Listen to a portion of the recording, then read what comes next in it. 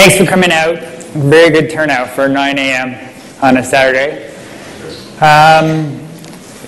So I'm currently running corporate development, which does all acquisitions and investments for Google, which is definitely interesting. It gives you a good perspective on all the different parts of the internet space and kind of communications and media, which is a lot of different parts of businesses. And one thing that I think is great for all of you is that from where I'm sitting, it looks like it's a great time to be doing startups.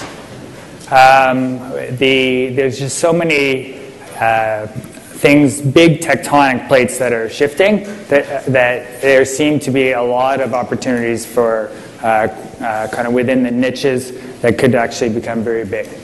So welcome.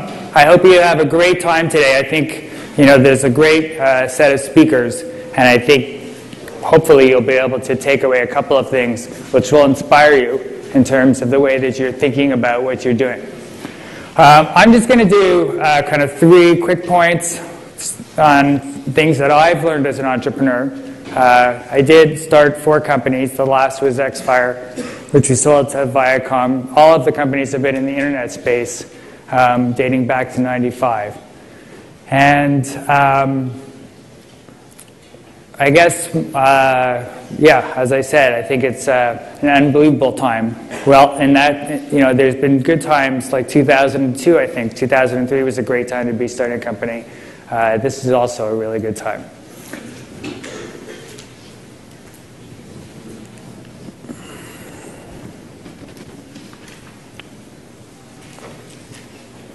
Okay.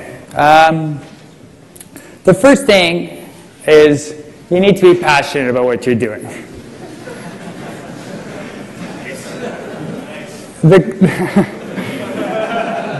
The core of a startup is the energy that you're going to bring to it and the excitement and kind of relentless focus.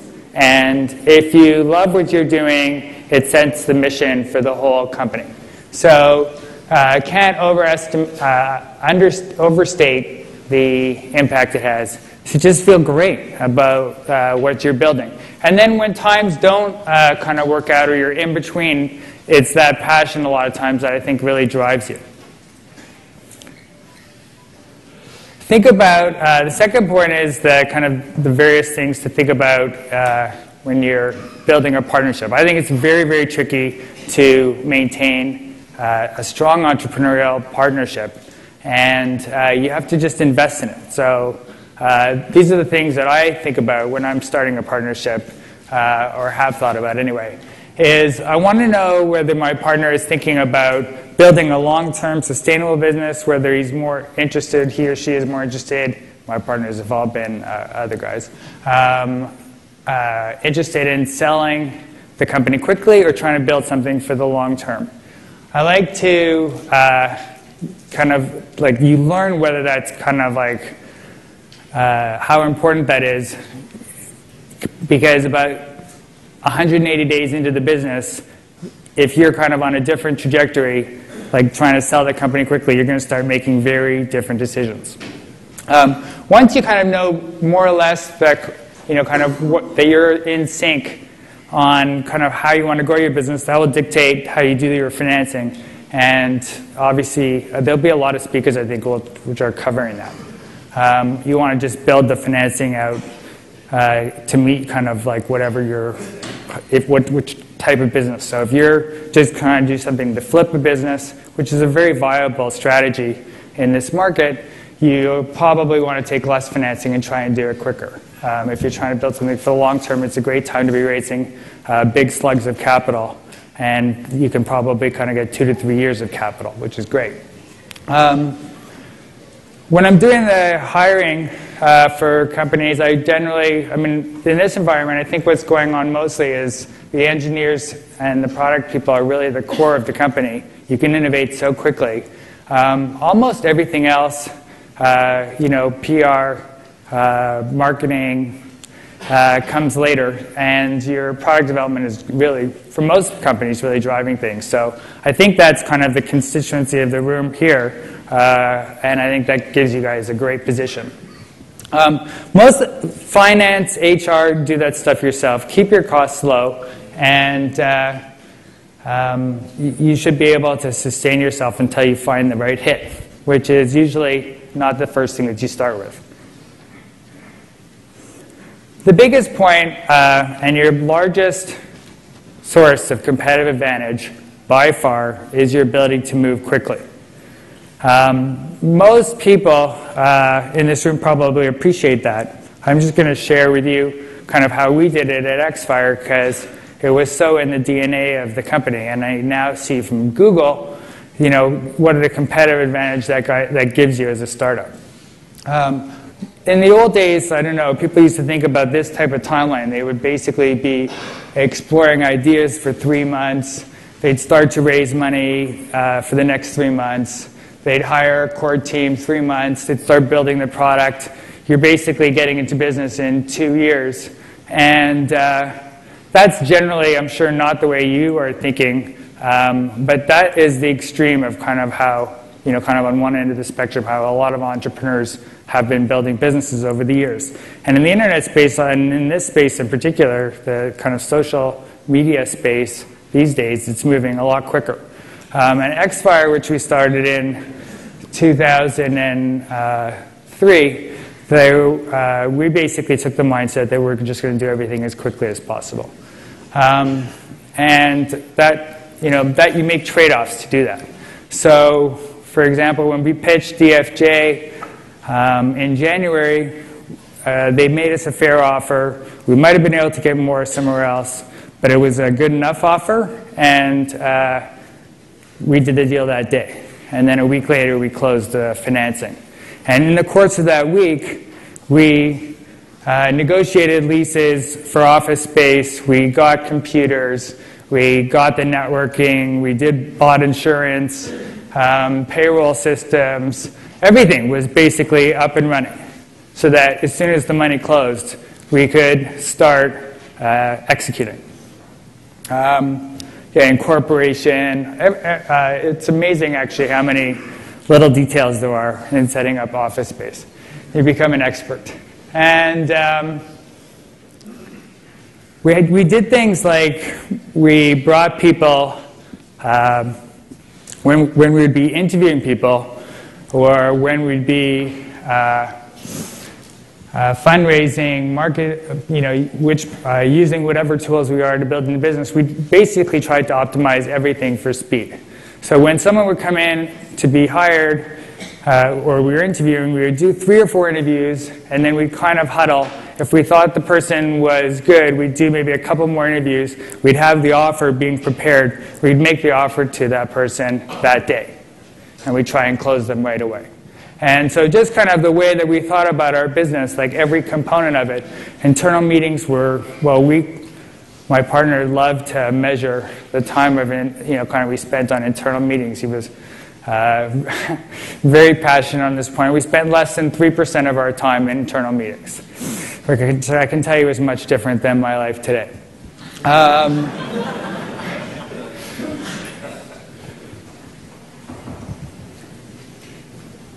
And you definitely have to be nimble, because, as I said, you're not going to always get it right.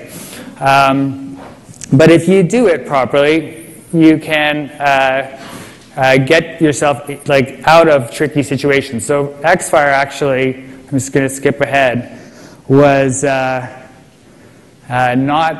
originally founded as Xfire. It was founded as Ultimate Arena, which was an environment for people to compete against each other in gaming. And it was completely wrong. And we knew it almost, 24 hours after we launched. It seemed really good in the office. When we were just playing and people came in and played against their friends, it was really working. But then when we put it out there, it really didn't work at all. And we took 90% of our resources, within that first week and shifted them to a new product, which was Xfire. And then we launched that product 120 days later. So that's the other great thing about the internet environment right now. It doesn't cost much to start companies. We only had 4 developers. You don't need that many people to test things, and you get feedback instantaneously, and that can allow you to adjust how you think about your business. Actually, that's it. So I just wanted to wish you good luck. I know a lot of you are starting companies or thinking about starting companies, and for me, it's been a great experience. It's like being an entrepreneur is the best. So I hope it works out. Thank you.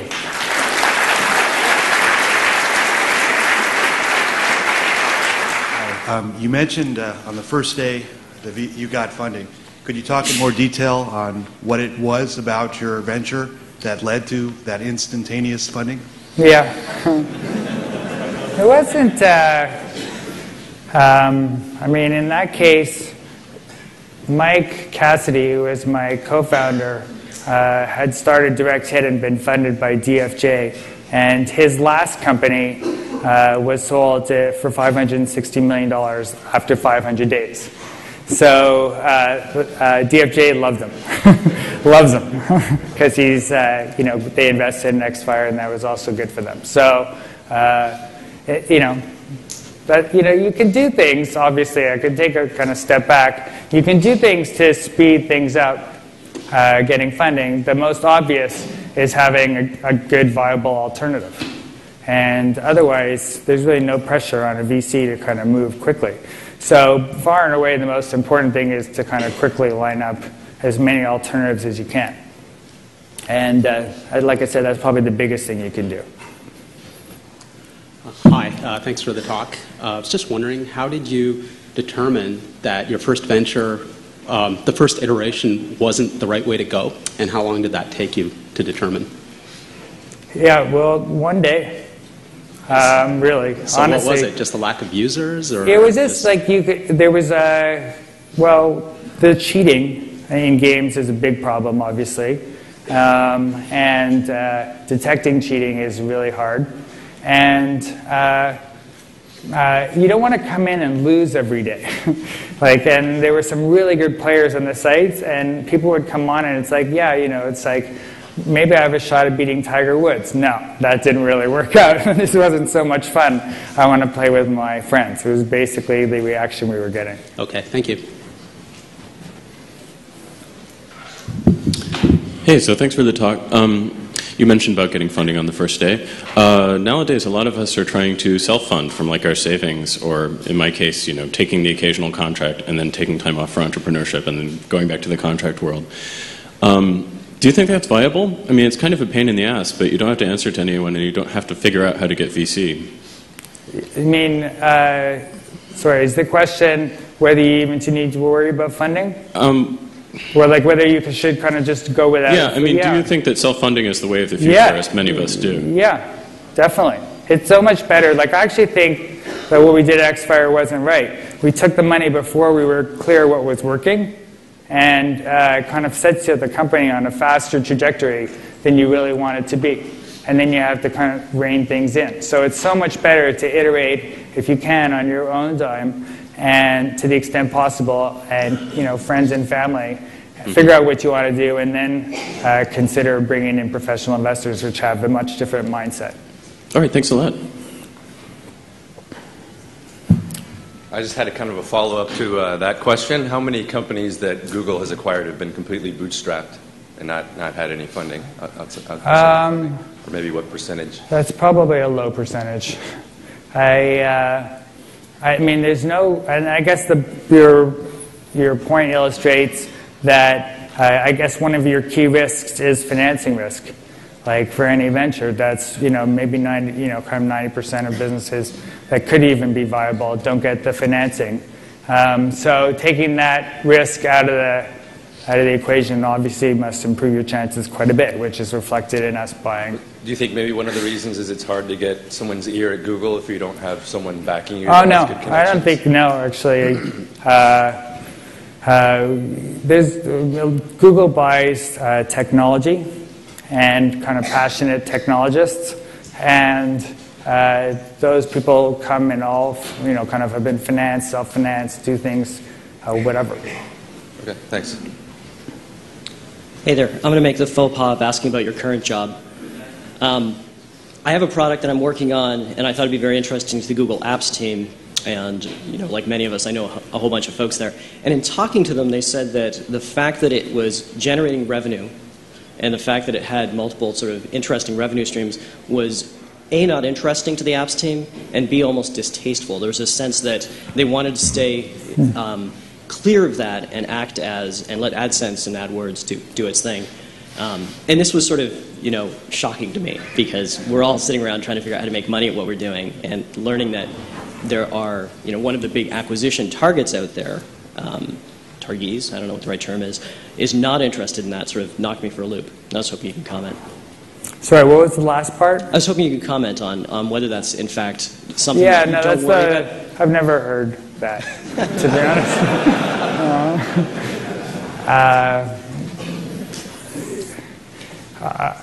Google has a lot of strategies going on at this in the app space, and I think it's now appearing to be kind of not if, but when for the cloud computing vision. I'm using it, and it really works for me.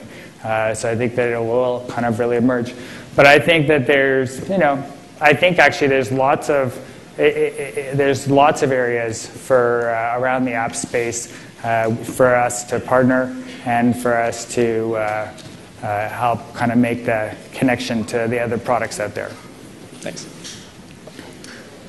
Did you have any issues with the investors when you decided to change directions? Were they like, hey, you pitched us on one thing? And we didn't, because we had, kind of a lot of credibility with them. It's interesting, if you do, that's probably a good thing to ask the investors to get a sense of as you're evaluating your options, if you have kind of multiple investment options.